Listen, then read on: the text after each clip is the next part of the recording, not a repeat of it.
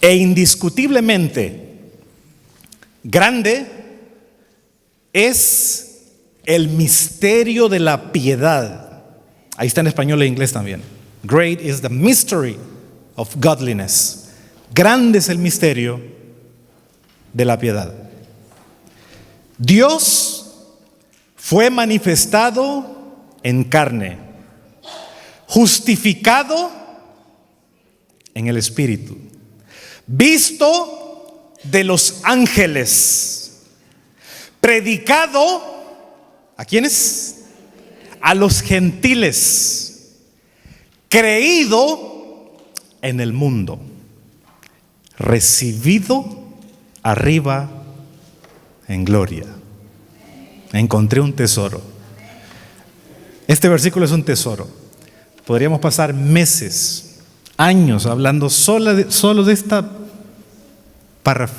porción bíblica. Hay tanto que aprender de este versículo, tanto que conocer.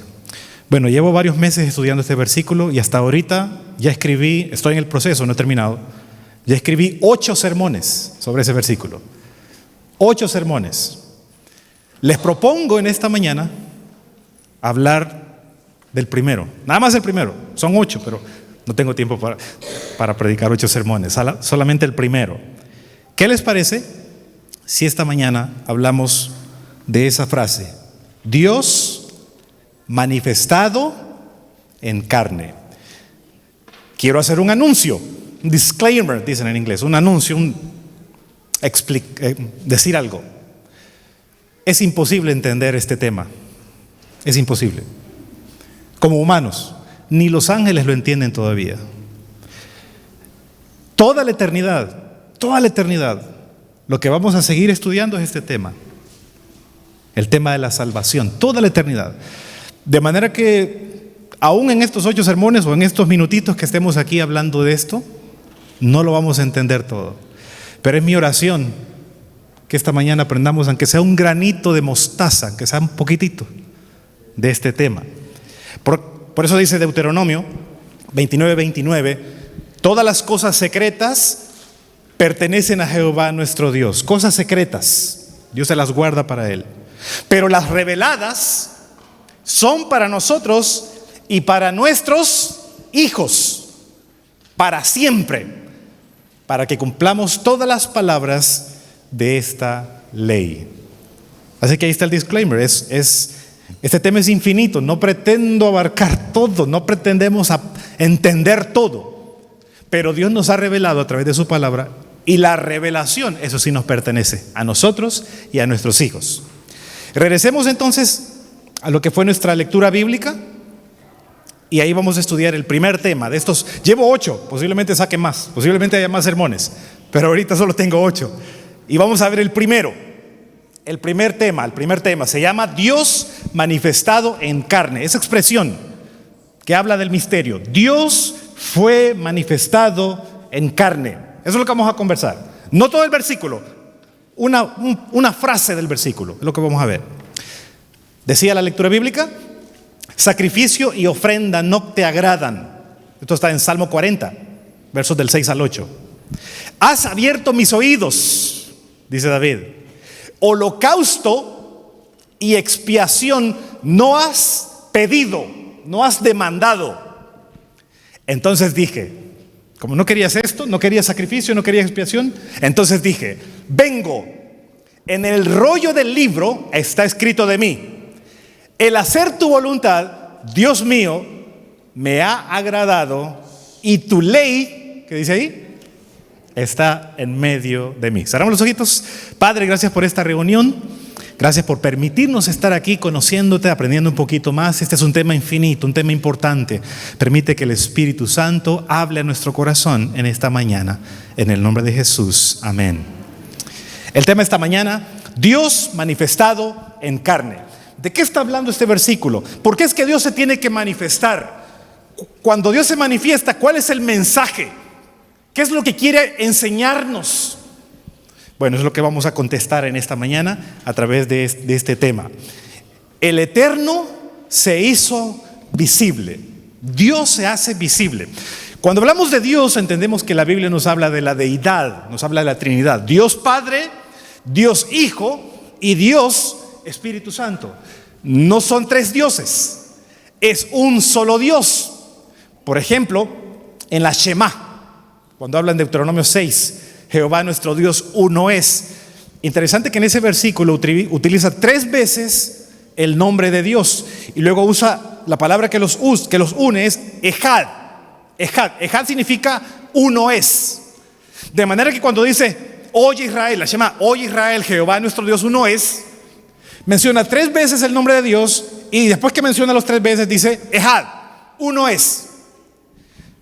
Esa palabra Ejad, que lo traduce como Jehová nuestro Dios uno es la misma palabra que utiliza en Génesis cuando dice y se unió Adán a su mujer y fueron Ejad, una sola carne.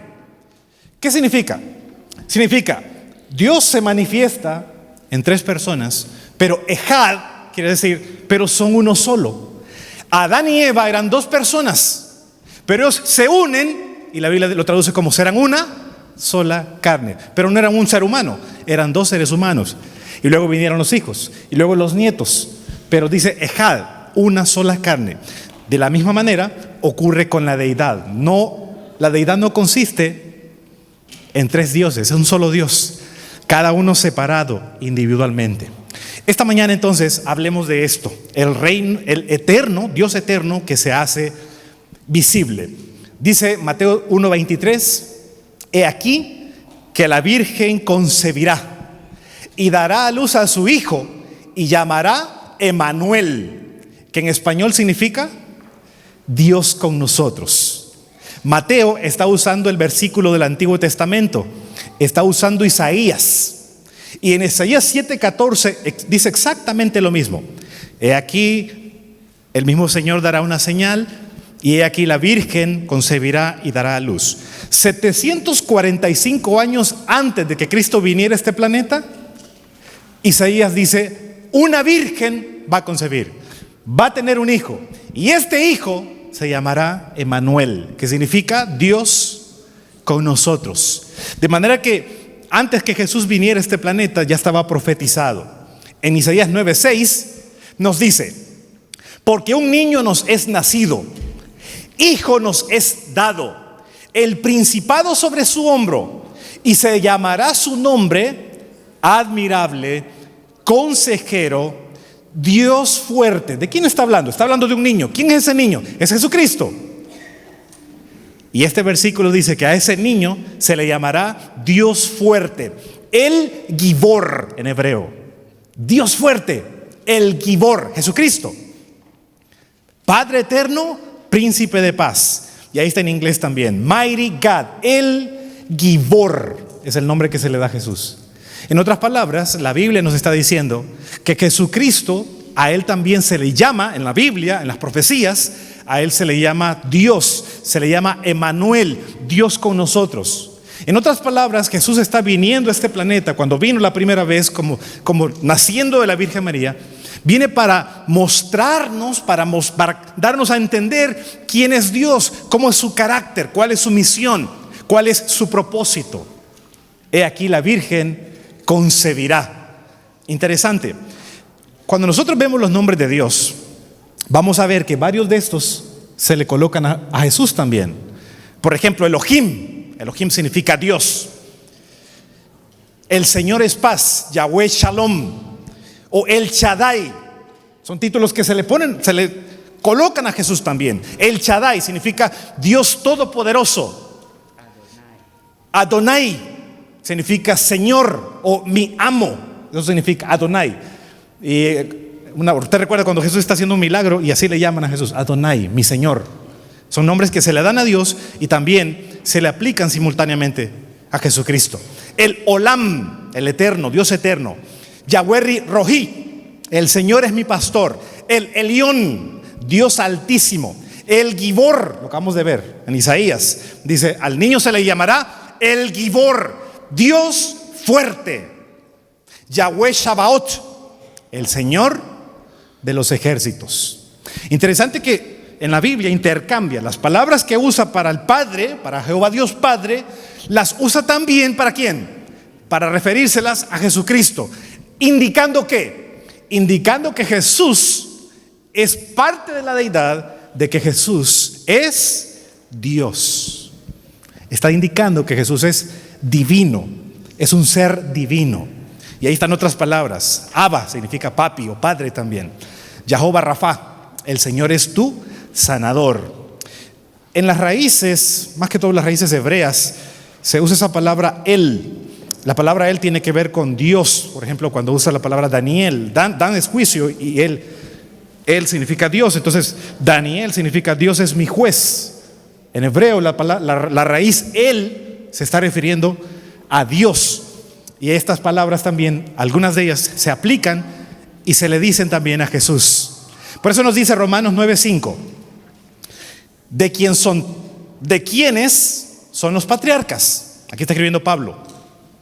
De los cuales, según la carne, vino el Cristo, el cual, Cristo, es Dios sobre todas las cosas, bendito por los siglos.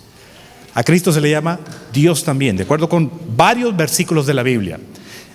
Otro ejemplo de la divinidad de Jesús, en San Juan 1:1, y el verso hasta el 3 dice, en el principio era el verbo. La palabra que utiliza aquí está hablando en griego es logos.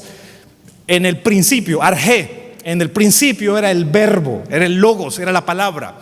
El verbo era con Dios. El verbo era Dios. Logos teos, usa las dos palabras juntas. Logos teos. Cristo es el verbo en este caso, y a él se le llama Dios también. Esta era en el principio, el verbo, logos. Este era en el principio con Dios. Todas las cosas que dice ahí, por él fueron hechas. Y sin él, sin Jesucristo, nada de lo que ha sido hecho fue hecho.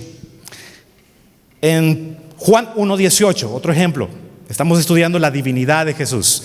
Y yo he colocado los versículos porque hay gente que está viendo en internet, pero usted puede abrir su Biblia, léalos, subráyelos. Juan 1:18 dice, a Dios nadie lo ha visto nunca.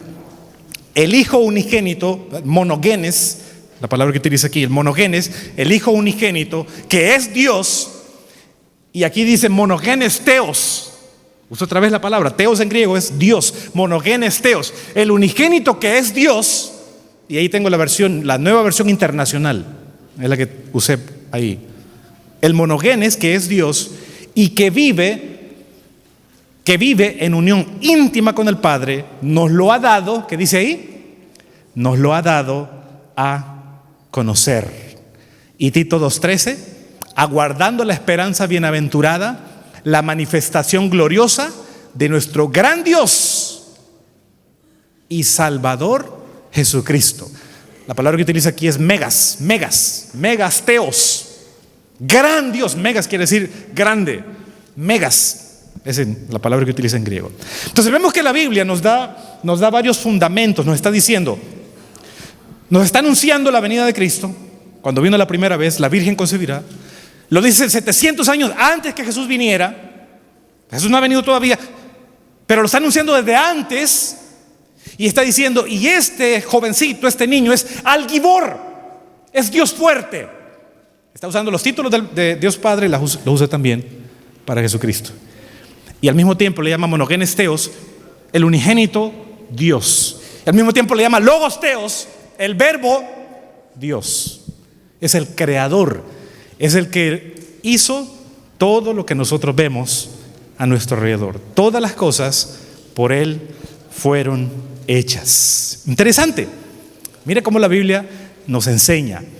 Jesús también utiliza algo interesante cuando él está aquí. Su testimonio es que Jesús repite la misma expresión cuando se encuentra Moisés con Jehová Dios. Se encuentran y Moisés dice, ¿y quién voy a decir que me envió? Y la respuesta es, yo soy. El yo soy. Dile al faraón, yo soy te envió. Y vemos que Jesús utiliza esa misma expresión y la utiliza varias veces. Yo soy, dice Jesús. Ego imi, en griego, ego imi, yo soy. el camino, la verdad y la vida. Ego eimi, yo soy, dice Cristo, el buen pastor. Ego eimi, yo soy la luz del mundo, el pan de vida, la vid verdadera, la puerta, el alfa y la omega.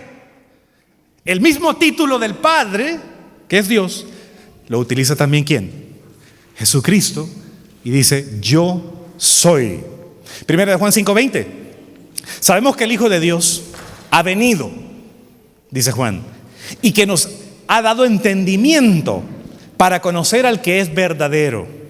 Estamos en el verdadero, en su Hijo Jesucristo. Este es, ¿qué dice ahí?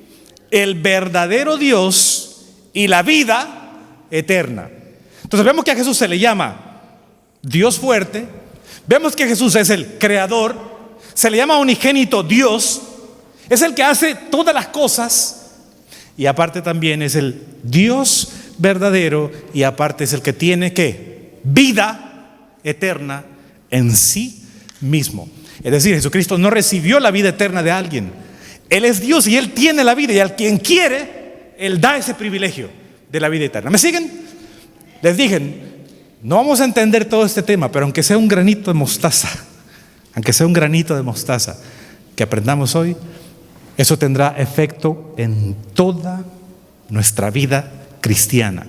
Y de ahí la importancia de este tema. Jesús, el gran yo soy. Algunas cualidades divinas de Jesús. Él podía, ahí están los versículos, no los voy a leer todos, pero Jesús podía leer el corazón, predecir el futuro, mientras estuvo en este planeta, mientras estuvo acá. Tenía poder para crear, pudo crear comida y de un poquito Él alimentó más de 5,000 personas. Poder para dar vida, resucitó a Lázaro, ¿recuerdan? Y también la Escritura nos dice que Jesucristo es, ¿qué cosa? Jesucristo es el juez.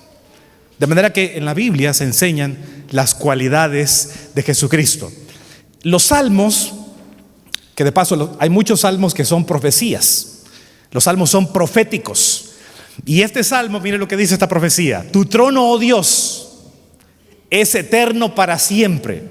Ese es el Salmo 45, versos 6 y 7. Es una profecía. ¿Y cómo se cumple esta profecía?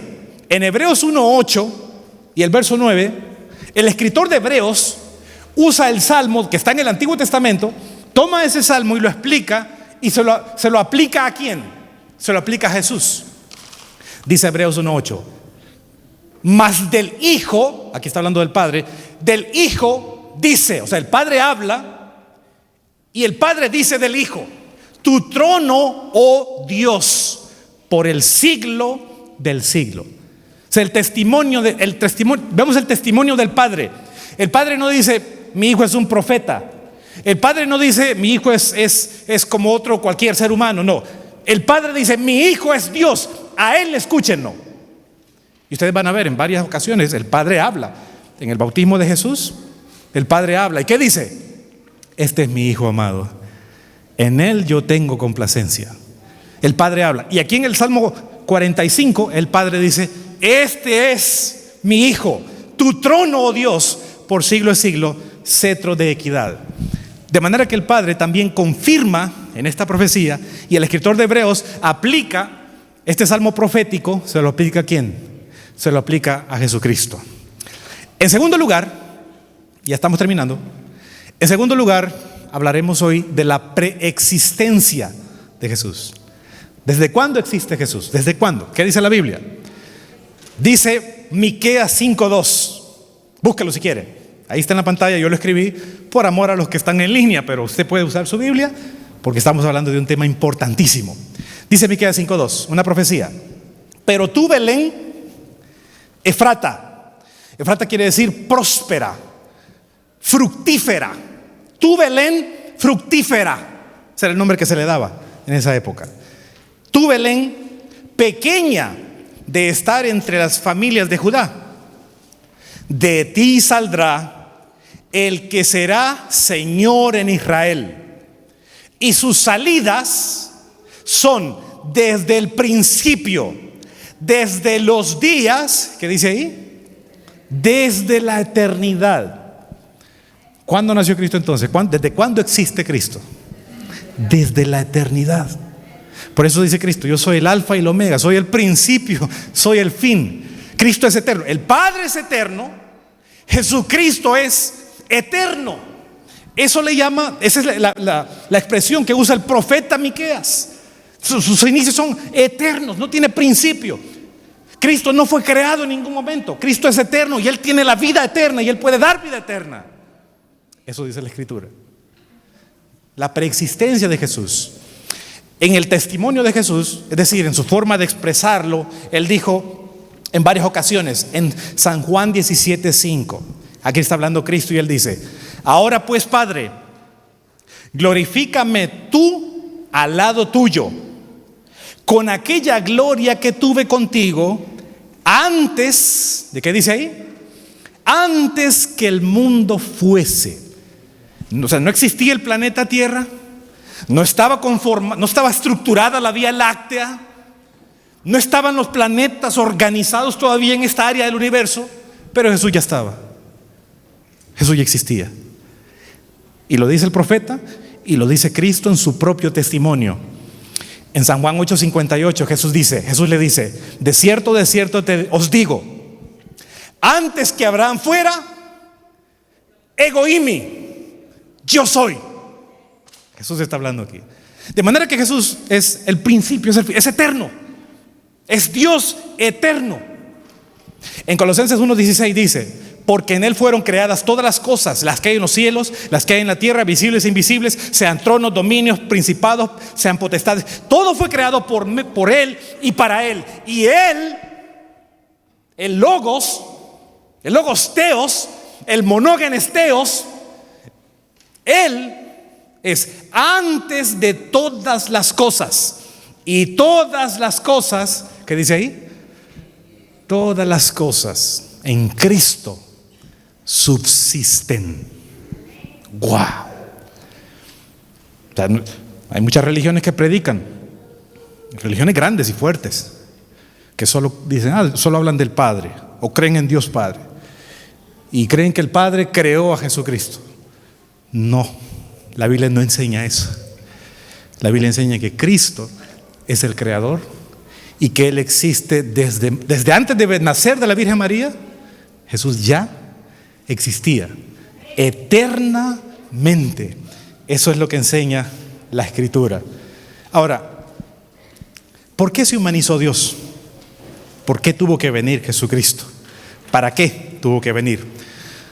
Primera, es decir, el Evangelio de San Juan, en el verso 1:14 nos dice lo siguiente: haya pues, usted ha leído este versículo, más bien Filipenses 2, es que hay dos versículos, lo voy a poner de una vez, hay dos versículos.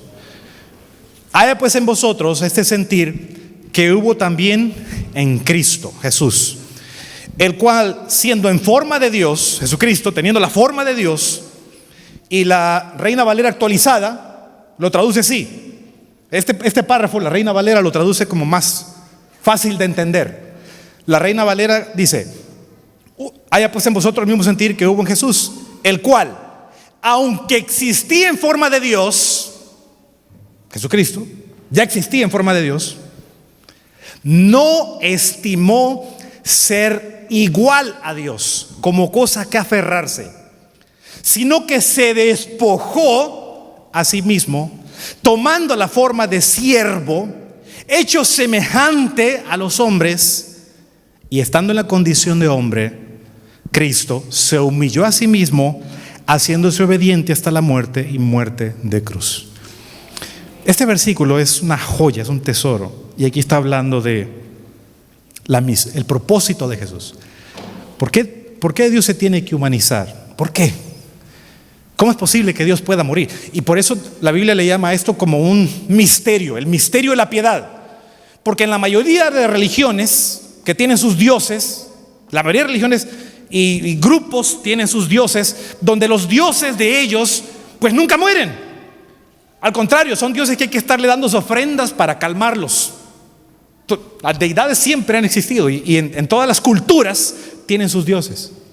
Pero cuando ven en el cristianismo, cuando ven en la Biblia, ven a un Dios que muere por salvar, muchos grupos no lo entienden y dicen: no, eso no es Dios. ¿Cómo es que puede? ¿Cómo es que Dios muere? ¿Cómo es que si es vida eterna, cómo es que muere? ¿Cómo es posible que Dios pueda morir? Es posible que no entendamos todo. Pero en este versículo sí nos dice, Cristo, existiendo en forma de Dios, se despojó a sí mismo para poder morir. Es decir, Él estaba en el trono, recibiendo los cantos de los ángeles, recibiendo la adoración del universo, Jesucristo, desde la eternidad. Pero cuando el ser humano caemos en pecado, entonces Cristo se despoja, deja el trono, deja la adoración, deja la alabanza, viene a este planeta y muere, y ahí dice muerte de cruz. ¿Cómo es posible que Dios muera? Es un misterio. Es un misterio. Pero la Biblia nos dice que Él se despojó. Él dejó todo. Y en Juan 1:14 dice, el verbo, logos, fue hecho carne y habitó y vivió entre nosotros. Vimos su gloria, gloria como el unigénito del Padre, lleno de gracia y de verdad. ¿Por qué se humanizó Dios? ¿Por qué? ¿Para qué?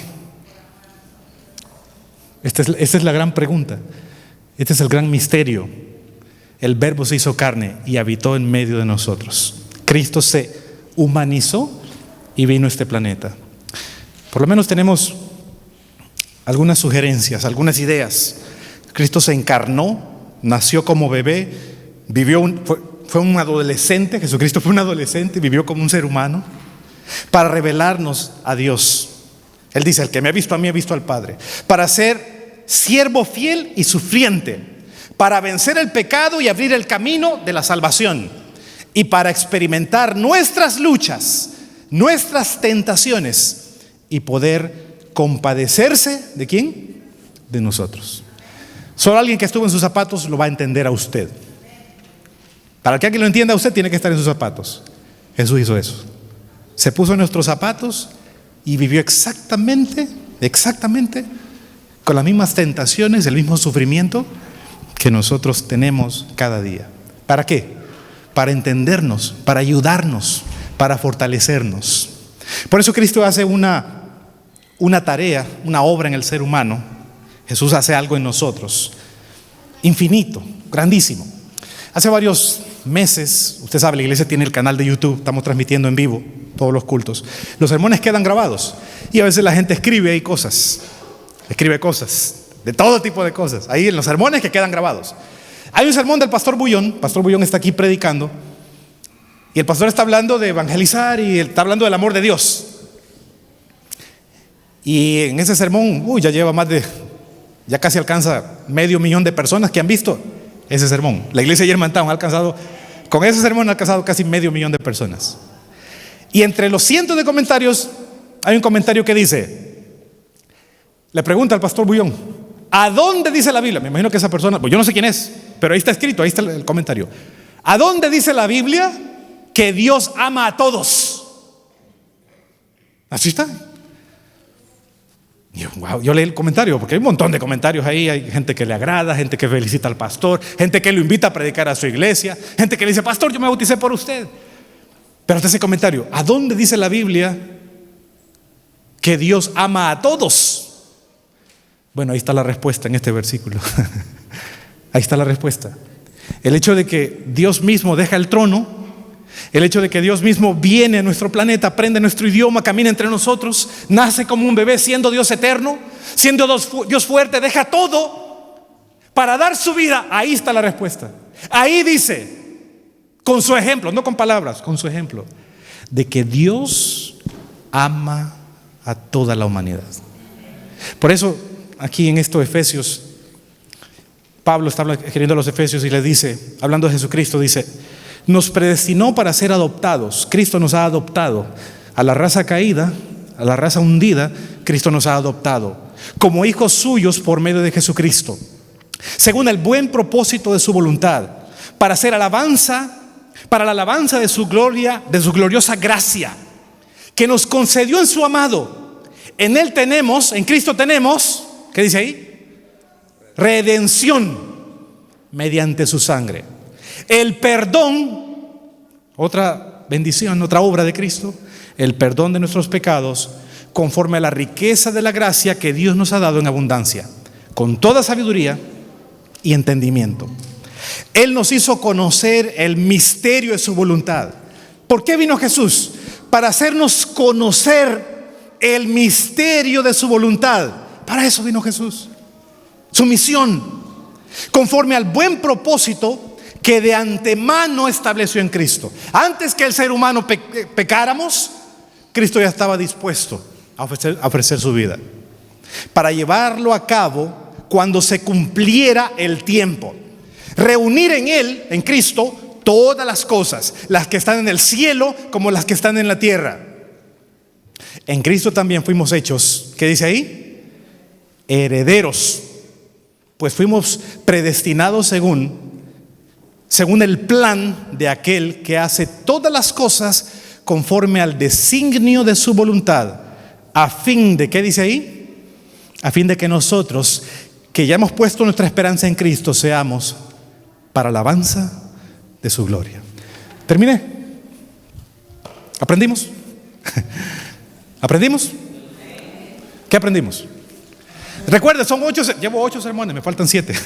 Este es el primero. ¿Qué aprendimos? Dios manifestado en nuestra humanidad, manifestado en carne. Viene aquí, viene a este planeta para rescatarnos, para mostrarnos al Padre. Él dice, el que me ha visto a mí, dice Jesús, ha visto al Padre. Eso aprendimos hoy. La primera parte de Primera de Timoteo 3:16. Termino contándoles un testimonio que ocurrió en la vida real.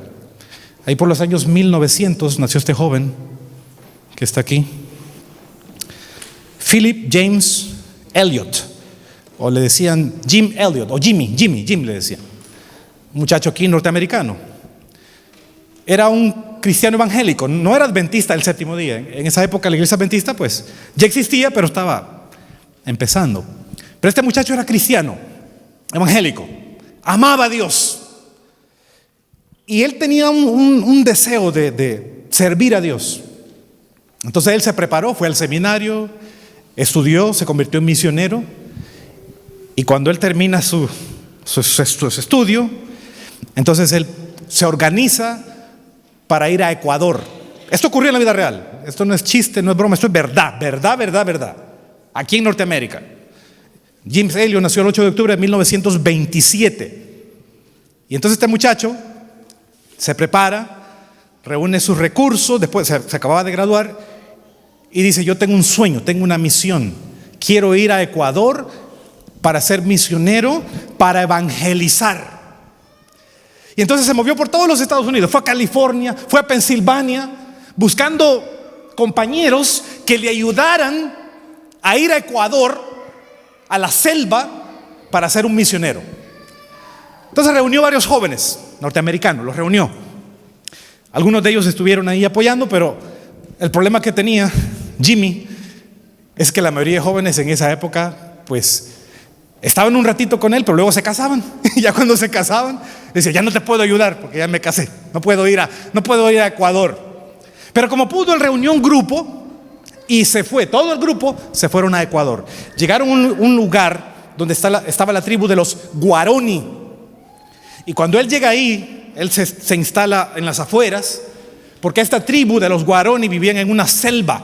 En esa selva no hay carreteras, no hay agua potable, no hay internet, no hay electricidad, no hay carros, no hay nada. Es una selva. Y entonces Jimmy con todo su grupo llega a Ecuador, se instala ahí, y al mismo tiempo que él llega, lleva también con su novia Elizabeth.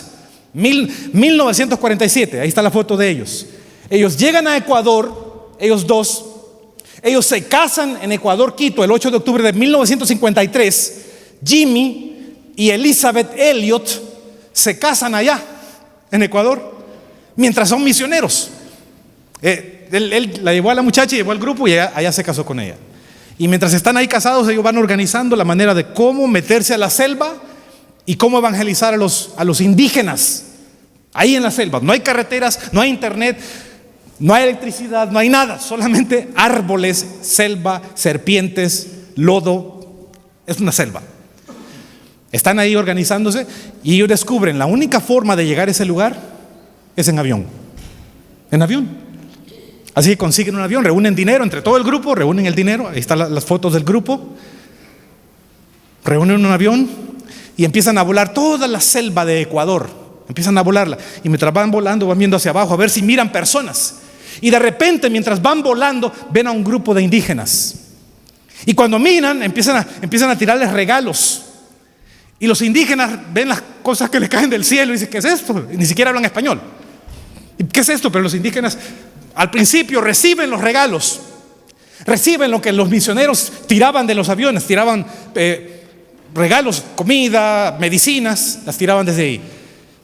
Ellos iban y venían. Regresaban al siguiente día, buscaban otra vez. Colocaban las coordenadas. Llegaban. Buscaron dónde aterrizar. Y encontraron a la orilla de un río. Encontraron un lugar que ellos le llamaron así, Palm Beach. Así le llamaron, Palm Beach. Ahí en medio de la selva, a la parte de un río. Ellos pudieron aterrizar. Ahí está el avión.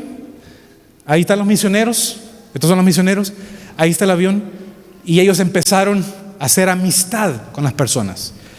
Este era un grupo de jóvenes misioneros cristianos. No eran adventistas, pero eran evangélicos. Creían en Jesucristo. Y lo predicaban. Llegan a la selva, aterrizan. Llegaron ahí, a ver si está la fecha ahí, el 6 de enero de 1956. Llegaron a la tribu de los Guarani, ahí en Ecuador, y empezaron a evangelizarlos. No hablan español, pero tratan de comunicarse con ellos. Lastimosamente, ocurre una tragedia. Los Guarani tienen otra tribu, entre ellos tienen guerras entre ellos mismos. Son gente, ¿cómo se dice? Gente salvaje. No hablan español, son gente salvaje. Y no entendieron que estos jóvenes lo que querían es irles a ayudar a ellos. Porque ellos vivían en la selva, no tenían medicinas, estaban muriendo de enfermedades, no tenían vacunas, no sabían leer ni escribir, eran gente salvaje. Pero llegan estos misioneros para ayudarles, enseñarles. Le llevaban ropa, le llevaban comida, le llevaban medicinas. Pero la tribu no entiende. Y mata a todos los misioneros. Toman flechas y hacen traspasados a todos los misioneros. El domingo 8 de enero de 1956, en la mañana, la tribu de los Waodani, cuando ellos regresan a Palm Beach, los misioneros están ahí, ellos van con sus lanzas, atacan y matan a 5 misioneros: Jim Elliot, Nate Saint, Roger Juderian, Pete Fleming y Ed Macaulay. Los matan. Ahí está la fotografía. Esto salió en las noticias por todos los Estados Unidos, por todo el país. Salió una noticia de los misioneros que fueron a predicar, fueron a evangelizar, fueron a ayudar a esta tribu. La tribu no les entendió y le hicieron traspasados con flechas. Encontraron el cuerpo de los 5 misioneros flotando en el río, muertos. Las esposas de ellos, las viudas, ahí están todas las fotografías. Esta fotografía, ellos mueren en 1956. Mueren en 1956. Son asesinados. Y esta foto es en 1957. Ahí están las esposas de los 5 misioneros que murieron intentando llevar el evangelio en la selva de Ecuador. Y eso fue todo lo que quedó. 5 mujeres viudas con sus hijos. Lo más lindo de esta historia, lo más interesante de esta historia es lo que ocurre después. Sus esposos estaban muertos, los 5 esposos muertos. Y entonces estas viudas, aquí en Norteamérica, en los Estados Unidos, se organizan, reúnen dinero y regresan a Ecuador. a evangelizar a la misma tribu que había matado a sus 5 esposos. Y ahí está la foto. Ahí están las viudas. Regresan al mismo lugar. Aprenden el idioma. Esto está en el Museo de la Biblia. Y estas son note cards, o sea, ellos tenían sus notas donde colocaban en inglés y en guadani, el lenguaje de ellos, porciones de la Biblia, palabras para comunicarse con ellos. Tenían sus notas. Les enseñaron, les llevaron ropa. Estas son las viudas. Aquí está la hijita pequeñita, Valerie se llamaba, ella nació ahí, en la selva. Y ahí está con los Dabu, se llama este personaje. Y ahí están las viudas, evangelizando. Y ahí están las fechas. Elizabeth Elliot escribió una infinidad de libros sobre la experiencia que tuvieron ahí.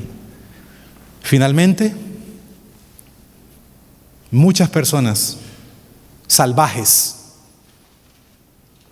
en la selva aceptaron a Jesús, se bautizaron. Tanto así que uno de los indígenas que mató a uno de los misioneros llegó a ser el mejor amigo de uno de sus hijos y se convirtió en un predicador.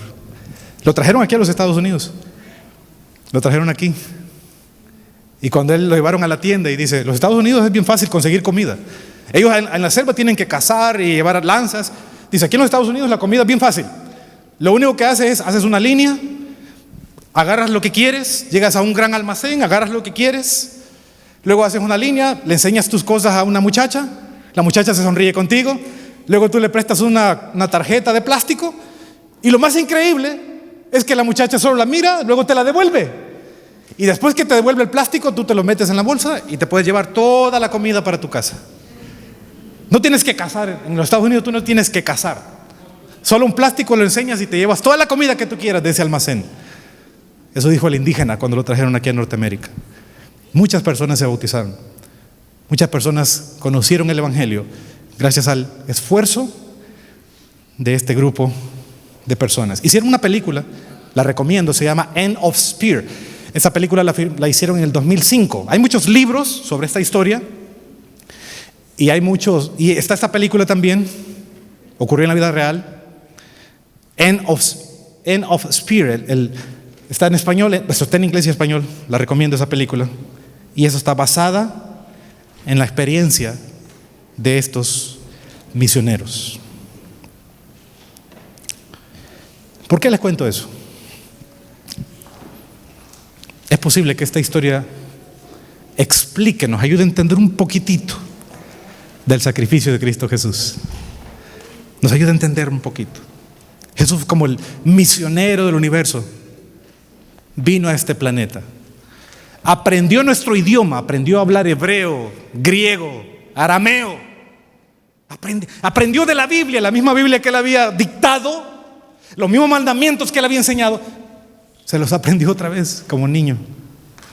Aprendió nuestro idioma. Para al final morir por una flecha. Morir atravesado, su costado, y morir sus manos traspasadas. ¿Y todo para qué? ¿Todo para qué? Para que usted y yo podamos tener lo que no merecemos. Podamos recibir lo que no hemos hecho nada. Podamos recibir la salvación, el perdón, la redención. Por eso dice, esta es una profecía, lo que fue la lectura bíblica del Salmo 40. Aquí el autor de Hebreos dice, se lo aplica a Jesús y dice, entrando en el mundo, dice, sacrificio y ofrenda no quisiste. Se refiere a lo que mataban los judíos. Los judíos mataban corderitos. Y el Padre dice, eso ya no lo quieres, no quieres corderitos, porque esos corderitos eran un símbolo. Cada vez que moría un cordero le recordaban al Padre la forma como su hijo iba a morir por salvar a la humanidad. Por eso dice, sacrificio no quisiste, pero me preparaste un cuerpo. Holocaustos, que eran ofrendas quemadas, toros, vacas quemadas, símbolo del sacrificio de Jesús, no quisiste, no te agradaron.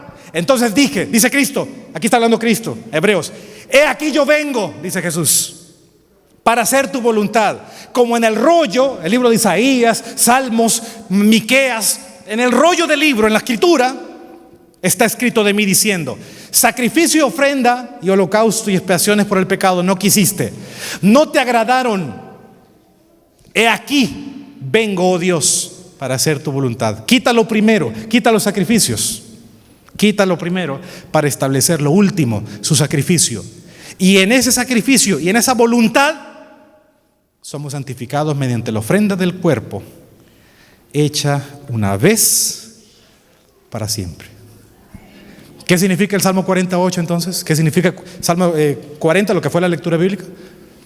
Salmo 40, versos 6 hasta el 8, ¿qué significa? ¿De qué está hablando? Está hablando del sacrificio de Jesús en favor nuestro. ¿Qué aprendimos? ¿Qué vamos a hacer ahora al salir de aquí? ¿Qué vamos a hacer? Hay una frase que a mí me gusta, dice: el Evangelio simplifica los problemas de la vida. Cuando nosotros llegamos a entender el Evangelio, somos capaces de hacer cualquier cosa por Dios, por Jesús, en gratitud. Estos misioneros dieron su vida. Los 5 misioneros mueren y luego sus viudas, sus esposas van y llevan el Evangelio a Ecuador. Esa es la actitud de una persona que ha entendido el Evangelio. Cuando entendemos el Evangelio, no hay otra opción que entregarnos totalmente a Dios. Cuando entendemos el Evangelio decimos: wow, hoy no quiero ir a la iglesia porque estoy cansado. Dios me va a entender, estoy cansado, no quiero congregarme, me fue mal un día, estuvo muy caliente el día. Pero luego acordamos, el Espíritu Santo nos dice: pero acordate de Jesús, que vino a millones de años luz, viajó y dejó su trono y vino acá para salvarte a ti. Y entonces el Evangelio me dice: no, yo no puedo quedarme. Si Jesús viajó tanto y yo solo 5 millas, ¿cómo no voy a venir? ¿Cómo no me voy a congregar? Cuando recordamos, cuando entendemos que Cristo murió por nosotros, recordamos que hemos sido comprados por precio. Por tanto, glorificad a Dios en vuestro cuerpo, que es templo del Espíritu Santo. Ese es el Evangelio. Cuando entendemos el sacrificio de Jesús, decimos: no, Señor, ¿cómo yo voy a deshonrar a Dios y contaminar mi cuerpo en lo que como, en lo que veo, en lo que escucho? Si fui comprado, ¿cómo voy a pecar contra Dios? Como dijo José, ¿cómo voy a pecar contra Dios? Es mi deseo que aprendamos un poquito más del Evangelio, para que sigamos el ejemplo de Jesús, para que sigamos el ejemplo de estos misioneros que dieron su vida para que el Evangelio del reino avanzara. Avancemos el reino, entreguemos los talentos, entreguemos nuestra vida a Dios para que el Evangelio del reino avance y Cristo venga por segunda vez. El que tiene oídos para oír, que oiga.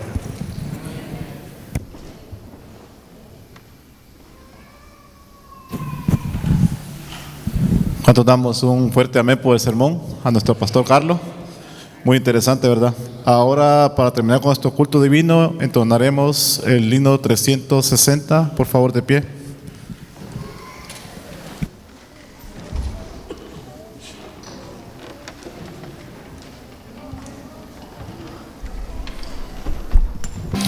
En Jesucristo, mártir de paz, en horas negras y de tempestad, hallan las almas dulces olas, grato consuelo, felicidad.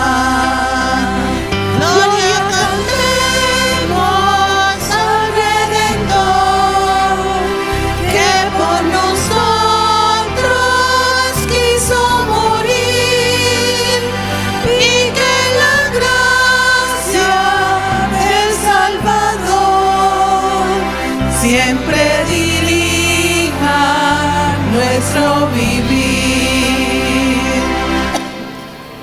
En nuestras luchas, en el dolor, en tristes horas de gran tentación, calma le infunde santo vigor.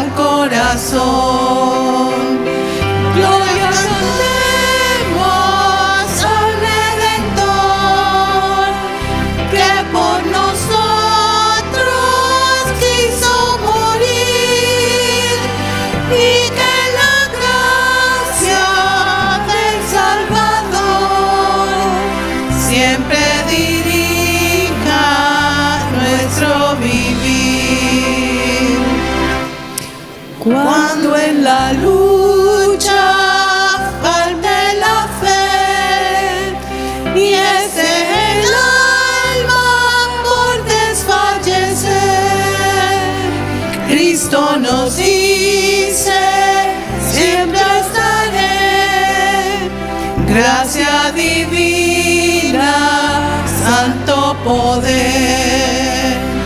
Gloria cantemos al Redentor, que por nosotros quiso morir, y que la gracia del Salvador siempre dirija nuestro vivir.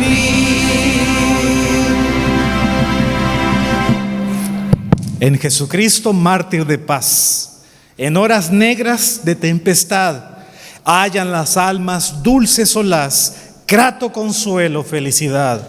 En nuestras luchas, en el dolor, en tristezas, en horas de gran tentación, calma la infunde, santo vigor, nuevos alientos al corazón. Cuando la lucha falte la fe y esté el alma por desfallecer, Cristo nos dice: siempre os daré gracia divina, santo poder. Gloria cantemos al Redentor, que por nosotros quiso morir, y que la gracia del Salvador siempre dirija nuestro vivir. Este himno lo escribió Fanny Crosby. Fanny Crosby escribió este himno.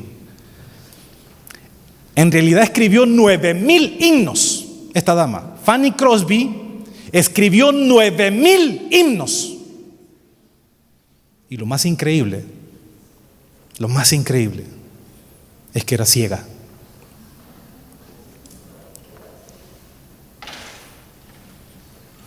Ese es el ejemplo de una persona que ha entendido el Evangelio.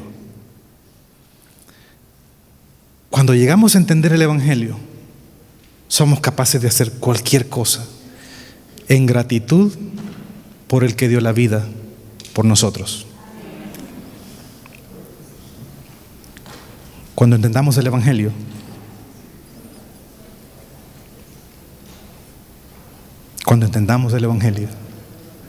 nuestra vida será diferente. Nuestra familia, nuestra iglesia, nuestro trabajo será diferente. El carácter de Cristo se multiplicará en nosotros y entonces Él vendrá por cada uno. Vamos a orar. Padre, gracias por este aprendizaje que hemos tenido esta mañana. Gracias por reunirnos. Hemos estudiado una cosa hemos aprendido: el maravilloso amor que tú tienes por toda la humanidad. Enséñanos, mi Dios, a entender el Evangelio. Ayúdanos a entender el Evangelio, para que podamos experimentar ese amor maravilloso que tú has dado por cada uno de nosotros. ¿Con qué pagaremos, Señor, el infinito sacrificio que hiciste por cada uno de nosotros? No tenemos nada para darte. Pero te pedimos, usa nuestras manos, como lo hiciste con Fanny Crosby, que escribió 9,000 himnos, aún siendo ciega, pero entendió el Evangelio. Y tú la moviste para escribir 9,000 himnos. Como moviste a estos misioneros a dar su vida, a ir a Ecuador y dar su vida por llevar el Evangelio. Y luego sus esposas, en lugar de vengarse y en lugar de resentirse y quejarse contra Dios, dijeron: no, mi casa y yo serviremos a Jehová. Danos esa luz para que entendamos el Evangelio. Tómanos como enteramente tuyos. Haz tu carácter, a nuestro carácter similar al tuyo. Enséñanos a amarte y a servirte de corazón, para que más personas vengan a tus pies y te conozcan a ti, el único Dios verdadero, y a Jesucristo, a quien tú has enviado. En el nombre de Jesús. Amén.